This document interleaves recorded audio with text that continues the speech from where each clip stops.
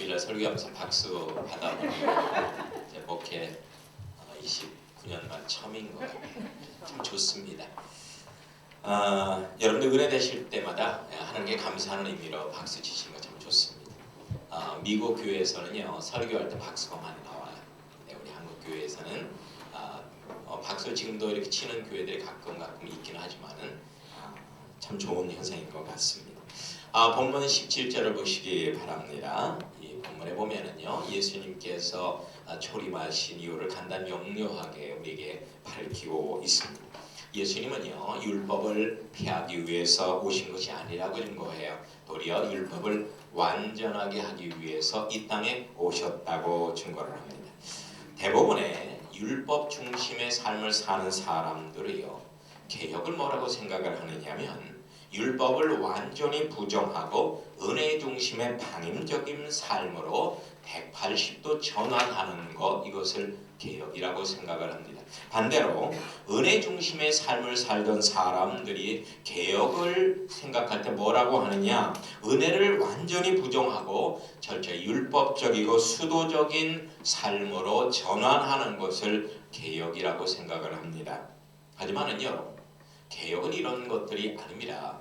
개혁은 부정하는 것이 아닙니다. 오히려 더 긍정하는 것입니다. 개혁은 모든 것을 조화를 이루는 것입니다. 하모니를 이루는 것이에요. 폐기하는 것이 아니고 재활용하는 것을 개혁이라고 하는 것입니다.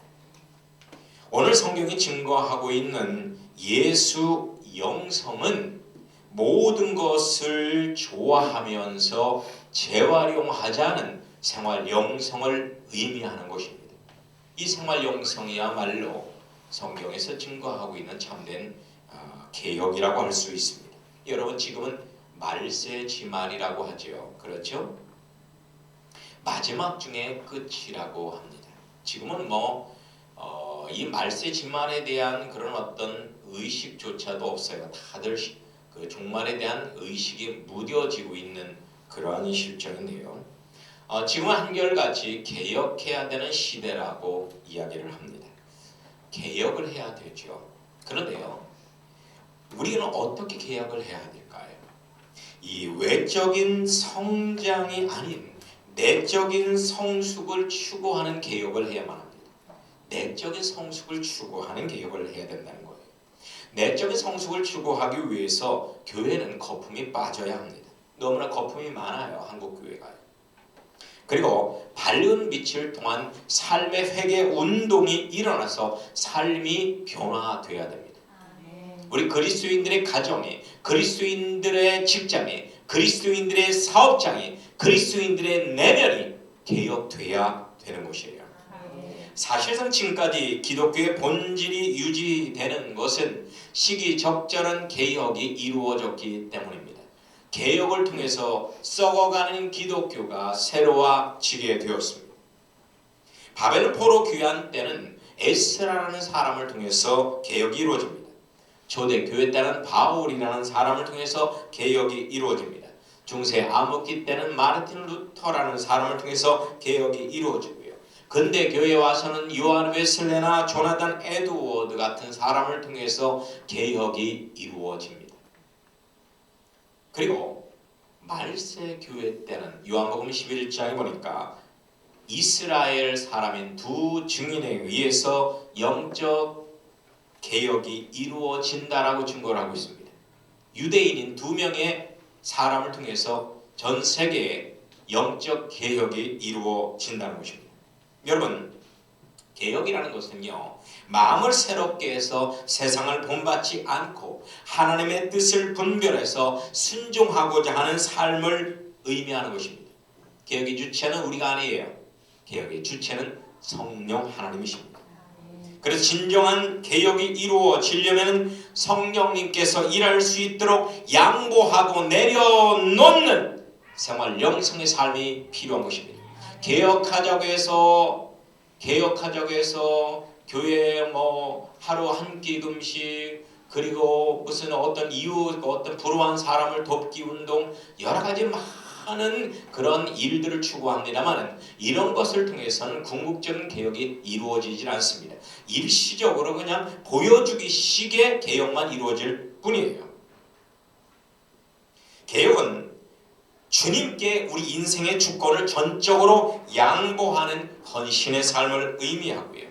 우리 인격이 변화되는 것이고 우리의 영혼이 실질적으로 성장해 나가는 것을 개혁이라고 하는 것입니다. 급진주의자들의 말처럼 개혁이라는 것은 모조리 다 뜯어 고쳐서 어느 한 가지의 모델로 획일화시키는 것, 이것을 개혁이라고 하지 않습니다. 이것을 개혁이라고 하지 않아요. 이것은 완전히 앞뒤가 꽉 막힌 공산주의식 개혁이죠. 도리어 개혁이라는 것은 각자의 개성을 찾도록 도와준 겁니다. 각자의 개성을 찾도록 도와준 거예요. 소는 소처럼 살게 해주고요. 개는 개처럼 살게 해주고요. 사람은 사람처럼 살게 해주는 것, 본질을 찾아주는 것을 개혁이라고 합니다. 소가 사람이 되게 해주고 여자가 남자가 되게 해주고 부자가 가난뱅이가 되도록 하는 것이 개혁이 아니란 말입니다. 여러분, 개혁은 있는 위치에서 상승하는 것도 아니고 있는 위치에서 하강하는 것도 아닙니다. 개혁은 있는 그 자리를 제대로 찾아주는 것, 이것을 개혁이라고 하는 것입니다. 여러분, 성경의 대표적인 개혁자가 누구죠? 예수님이죠. 예수님이 성경의 대표적인 개혁자가 되십니다. 예수님이 이렇게 외치십니다. 하나님의 나라가 가까웠으니 회개하라. 회개하라. 여러분, 회개는 천국 입성을 준비하는 우리들의 절대적인 삶입니다. 여러분, 회개는 무엇일까요? 회개는 처음으로 돌아가자는 거예요. 회개는 개혁하자는 겁니다. 다른 말로 부흥하자는 겁니다. 부흥하자는 거예요. 예수님께서 이 땅에 오신 것은 완악한 이스라엘 백성들을 심판해서 멸하려고 오신 게 아닙니다. 이스라엘 백성들의 본질을 찾아주려고 오신 거예요. 이스라엘 백성들을 더욱더 이스라엘 백성답게 살게 해주려고 이 땅에 오신 것입니다. 이러한 예수님의 개혁 정신을 우리는 분명히 알아야 합니다. 종교 개혁자들도 이 예수님의 정신을 그대로 이어서 개혁을 일으켰습니다. 종교 개혁자들 칼빈이나 루터나 쯔빙글이나 후스나 이런 사람들은 중세 교회를 완전히 무너뜨리려고 한 게 아니에요. 그것은 오해입니다. 그들은 교회를 더 교회답게 만들려고 개혁의 횃불을 들어 올린 겁니다. 현실을 부정하려고 한 것이 아니에요. 암울한 현실을 아름답게 개선시켜 보려고 그들은 개혁을 한 것입니다. 하지만 사탄은 이러한 성경적인 개혁을 시도합니다. 교회가 세속화되는 것 사탄이 대단히 좋아합니다. 교회가 세속화되어야만 사탄은 자기의 마음대로 교회를 주물럭 낼 수가 있어요. 여러분, 사탄은 교회가 기도하는 하나님의 집이 되기를 원치 않습니다. 교회가 회사 같은 비즈니스 센터가 되기를 원해요. 비즈니스 센터가 되기를 원한단 말입니다. 그래서 세상의 경영 방식을 그대로 도입하게 만들고, 그리고 대형 쇼핑몰처럼 어마어마한 돈을 들여서 교회를 그렇게 꾸미고 세상의 온갖 이벤트를 다 동원해서 사람들을 끌어모으는데 집중하고 있습니다. 교회의 존재 목적은 하나님의 영광을 위함이 아닙니다. 영혼 구원을 위함이 아닙니다. 돈을 벌기 위함이에요. 돈을 벌기 위함. 이것이 현대 비즈니스 교회의 모습입니다. 예수님 당시의 세속적인 종교 지도자들은 예수님을 신성 모독자로 몰아서 처형했죠. 하지만 이것은 명분이었고요. 사실은 예수님을 통해서 성경의 진실한 빛이 비춰지고 양심의 가책을 받게 되니까 이걸로 인해서 그들의 삶이 변화되는 것이 싫었습니다. 그들의 인생이 개혁되는 것을 싫어했기 때문에 예수님을 십자가에 못 박았던 것입니다. 한마디로 하나님을 왕으로 섬기는 것보다 자기 자신이 왕이 되는 삶이 더 좋았어요. 천국에 가는 것보다 이 세상의 안락한 삶이 더 좋았다는 것입니다. 결국 개혁을 두려워했던 거예요. 개혁되는 걸 싫어했다는 거예요. 여러분, 예수님께서는 이렇게 어둠이 가득 찬 세속적인 교회를 빛이 가득한 주님의 몸으로 회복시키려고 개혁 운동을 하고 계십니다. 지금도 예수님께서는 여러분의 심령 속에서 우리 교회에서, 우리 나라에서, 온 세계에서 개혁 운동을 계속하고 계십니다. 예수님께서는 말씀을 말씀답게 회복시키려고 오신 삼위일체 하나님이 되십니다. 할렐루야. 전혀 다른 종교의 창시가 목적이 아니었어요. 본래적인 원형의 회복이 예수님의 초림의 목적이었다는 것입니다. 마찬가지로 중세 종교개혁자들도 변질된 기독교 원형을 찾으려고 했던 것이지 완전히 새로운 전혀 다른 기독교를 만들려고 했던 것이 아니라는 것입니다. 역사상 가장 건강하고 가장 생명력이 있었던 교회는 초대교회였죠. 그래서 우리는 기독교의 모델을 초대교회로 삼는데 전혀 주저하지 않습니다. 그런데 말입니다. 초대교회 때는 웅장한 교회당이 없었어요. 안정적인 교회 조직도 없었어요. 성경 공부 체계도 없었어요. 설교설도 발달되지 않았던 가장 원시적인 형태의 교회였습니다. 가장 원시적인 형태의 교회예요. 그런데 놀라운 것은 교회 사상 가장 성령의 역사가 강하고 삶의 변화가 뚜렷했던 교회가 바로 초대교회였습니다. 그 비결이 무엇일까요? 초대교회는 성경적 본질에 충실했다는 거예요. 그리고 모세 당시의 광야 교회로 온전히 회복되어진 교회였습니다. 본질을 회복한 교회였단 말입니다. 초대교회 성도들의 주된 관심사가 무엇이었겠습니까? 초대교회 성도들은 교회의 존재 목적이 익은 열매가 된다는 것을 알았습니다. 성도들의 삶은 산제사가 드려져 영적으로 성장되어야 된다는 것을 분명히 알았습니다. 산제사를 통해서 영적으로 성장해야 되는 것이 성도들의 삶의 본질이고, 그리고 익은 열매 되어야 되는 것이 교회의 본질이라는 것을 분명히 알았다는 것입니다. 여러분, 이 시대 교회가 개혁되려면 주님의 관심사를 분명히 알아야 합니다. 그래서 우리의 갈 방향을 바로잡아야 돼요. 우리의 현 주소가 어디 있는지를 알아야 됩니다. 우리의 삶의 목적, 교회의 존재 목적을 분명히 알고 기독교적 정체성을 회복할 때 우리는 세속화에서 돌아설 수 있고 교회의 본질을 회복할 수 있는 거예요. 진정한 개혁이 일어나는 것입니다.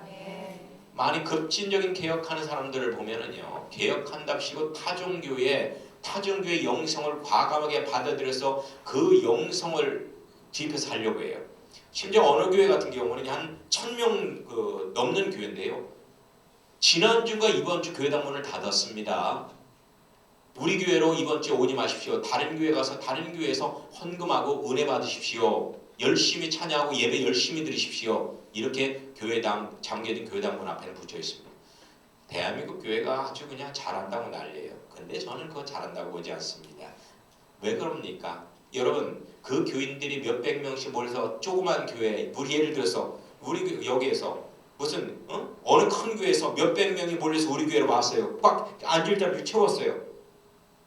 그 사람들이 열정적으로 찬양하고 기도하고 그렇게 해요. 그러면은 끝나고 나서 교제 하나는 어느 교회에서 우리 목사님이 이렇게 왔습니다. 그때는 좋겠죠. 근데 그 다음 주 어떻게 할 거예요? 그 다음 주 어떻게 할 거냐고요.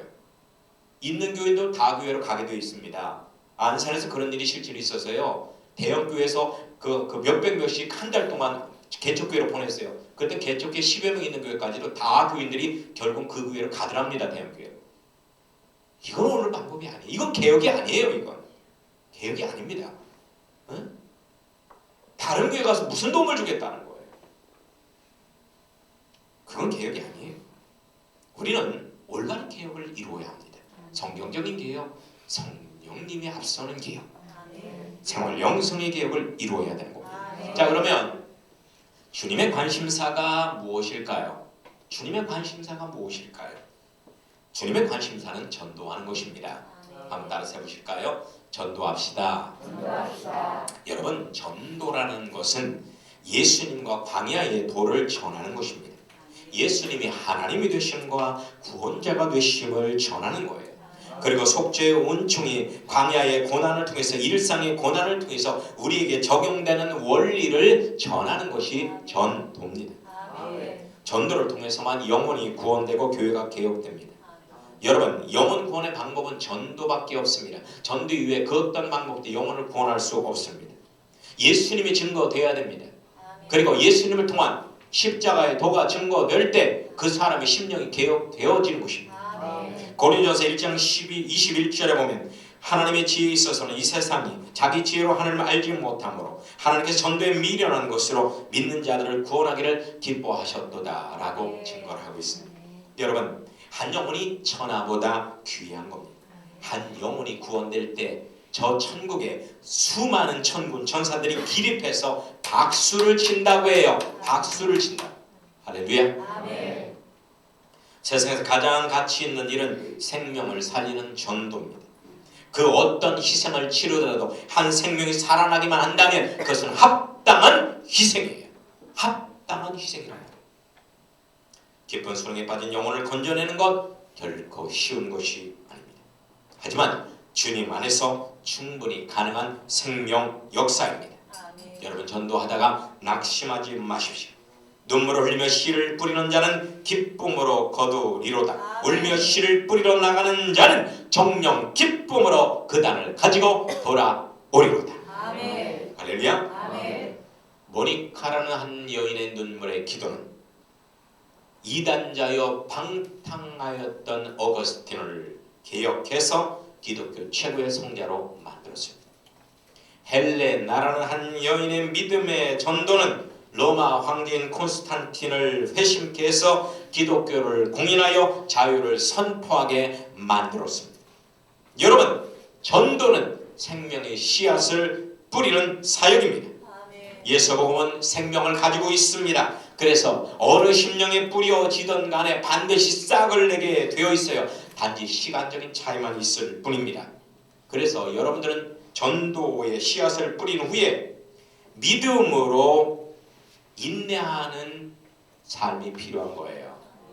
예수 복음을 전하지도 않고 십자가의 복음을 전하지도 않고 그냥 거기서 그가 교회에 나오기를, 그가 예수님을 구주로 영접하기를 기다리지 마십시오. 씨를 뿌려야 나는 거죠. 아멘? 아멘. 씨를 뿌리지 않으면 나지 않습니다. 하지만 씨를 뿌리면 반드시 때가 되면 싹이 나오게 되어 있는 겁니다. 전도는 선택이 아닙니다. 구원받은 우리 모두의 사명입니다. 우리가 전도해야 하는 것은 주님 재림하시기 전에 한 영혼이라도 더 구원케 하기 위함이요, 또한 예정된 이방인의 수를 채워서 하나님의 뜻을 이루게 하기 위해서 우리는 전도해야만 하는 겁니다. 그래서 우리 김용규 선교사님 오늘 오후에 우리 이스라엘 파송 예배를 드릴 건데, 우리 김용규 선교사님과 우리 사모님도 선교사님이시죠. 이제 두 분의 선교사님이 이스라엘로 이제 완전히 한국 생활을 정리하고 이스라엘 선교사로 파송되시는데, 그곳에 가서 한 영혼을 전도하기 위함도 바로 하나님의 의를 이루기 위함입니다. 이스라엘 백성들이 전도되는 때가 마지막 한일의 7년 대환란 때 이스라엘 백성들이 전도가 됩니다.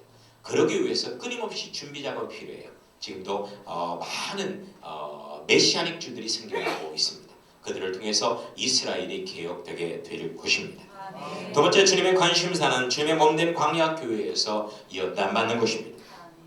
우리 영혼이 성장해서 주님의 장성한 경지까지 이른다는 얘기예요. 여러분, 로마서 5장에 보면 환난 중에 즐거워하라. 환난은 인내를, 인내는 연단은 소망을 이루는 줄 알미로다 라고 증거합니다. 여러분, 우리에게 찾아오는 모든 고난 의미가 있습니다. 의미가 있어요.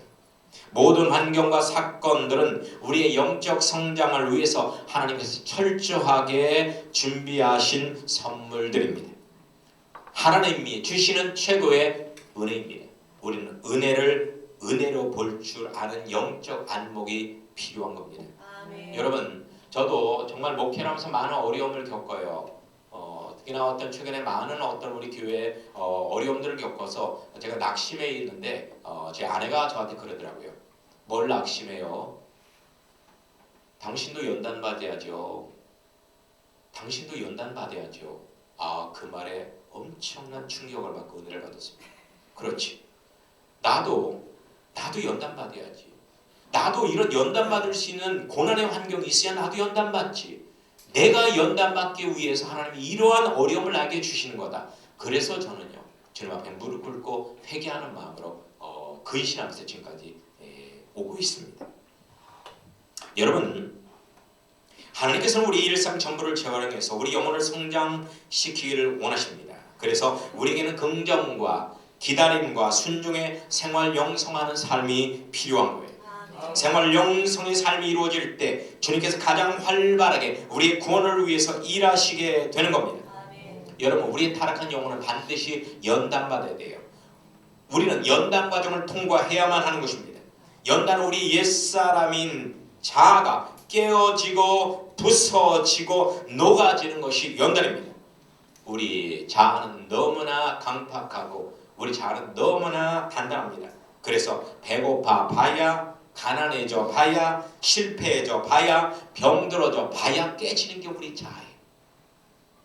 배부르고 등 따신 가운데 절대로 자아는 깨지지 않습니다.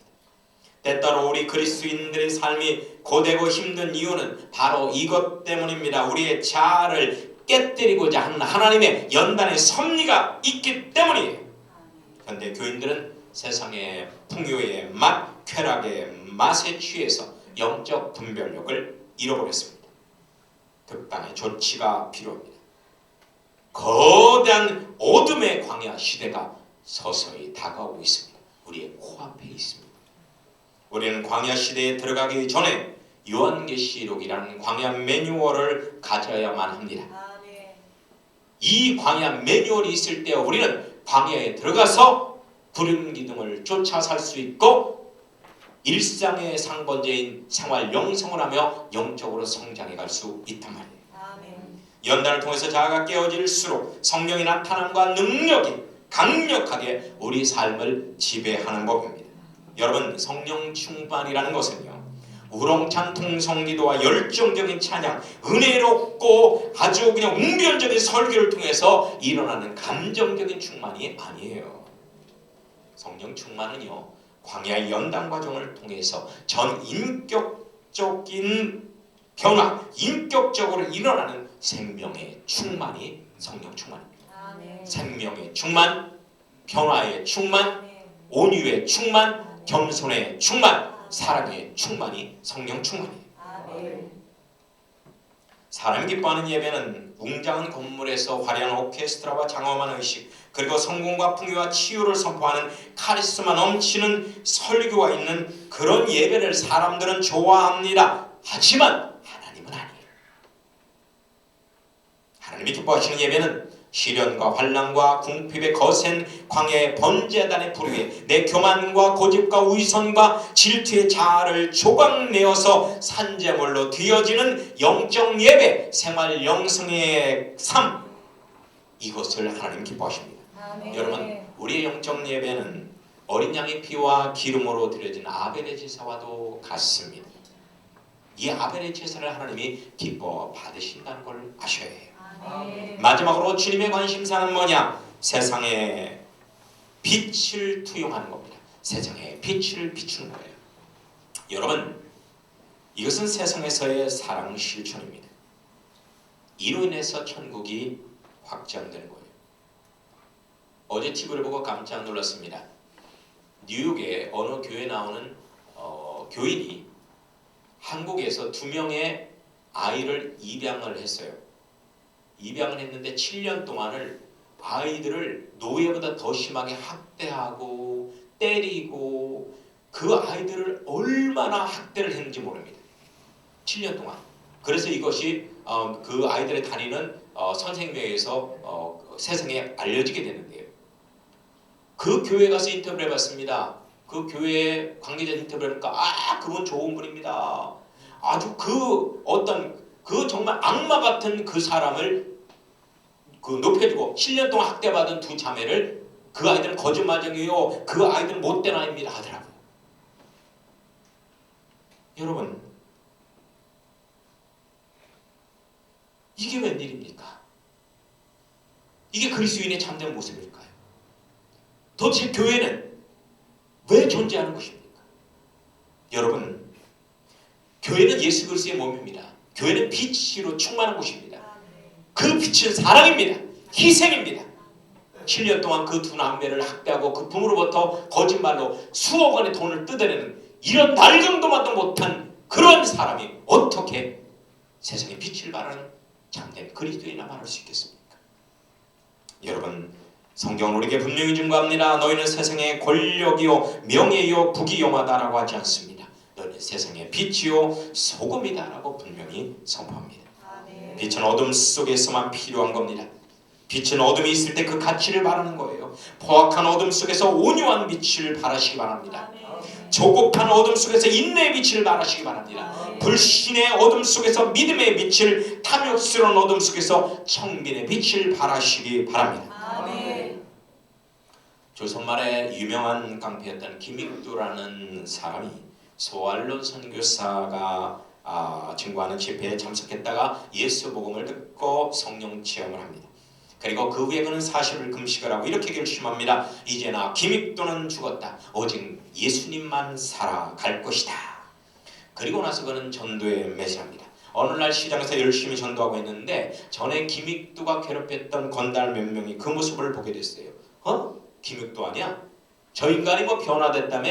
변화된지 한번 확인해 볼까? 하더니 일제히 달려들어 몽둥이로 두들겨 패고 나무에 꽁꽁 묶어놨습니다. 그리고 그 다음날 와서 풀어주면서 이렇게 말했습니다. 하하, 참 김익두 역시 죽었구만 라고 말했습니다.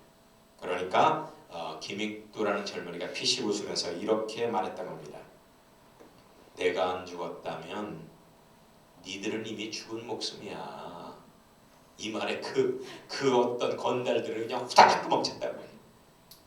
김익도는 나중에 신학을 하고 목사가 돼서 한국 최고의 신유 부흥사가 되었고 수많은 영혼을 주님께 인도하다가 6.25 사건 때 홀로 교회당을 지키다가 순교했습니다. 여러분, 지금은 어둠의 시대입니다. 칠흑 같은 암흑의 시대입니다. 여러분의 빛이 약하다고 낙심하지 마십시오. 여러분의 온유와 겸손과 그리고 사랑의 빛, 순결의 빛, 그리고 희생의 빛을 조금이라도 한다면 그 빛인 세상에서 아주 강렬하게 비칠 겁니다. 칠흑 같은 어둠 속에서 반딧불이 내는 그 작은 빛이 영롱하게 빛을 발해서 저 하늘을 아름답게 수놓지 않습니다. 예수님을 닮은 우리의 작은 말, 우리의 작은 행동 하나하나가 병든 세상을 치유하고 절망한 세상의 소망이 되고 길을 잃은 세상의 올바른 이정표를 제시할 것입니다. 할렐루야. 찬양합니다.